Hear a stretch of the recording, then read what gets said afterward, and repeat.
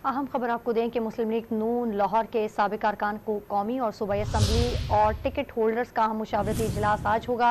शहबाज शरीफ इजलास की सदारत करेंगे। नवाज शरीफ की वतन वापसी और इस्तकबाल की तैयारियों का जायजा लिया जाएगा। मज़ीद तफसीलात जान लेते हैं। डॉन न्यूज़ के नुमाइंदे अदनान शेख हमारे साथ मौजूद हैं। अदनान, बताएगा नून लीग के मुशावरती इजलास से मुतालिक मज़ीद क्या तफसीलात हैं?